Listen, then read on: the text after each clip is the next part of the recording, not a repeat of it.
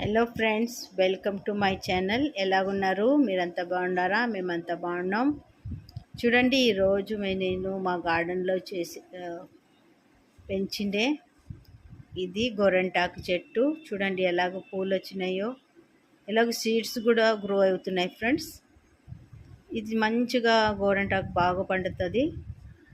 దీన్ని మీరు సమ్మర్ సీజన్లో తలకు కూడా అంటించుకుంటే కూడా చాలా కూల్గా ఉంటుంది ఫ్రెండ్స్. దీని పూదొకటో చాలా బాగా స్మెల్ వస్తుంది ఫ్రెండ్స్.